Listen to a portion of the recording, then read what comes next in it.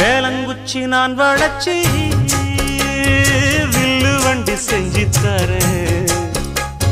வண்டியில வஞ்சி வந்தா வள்ளச்சி கட்டி கொஞ்சம் வர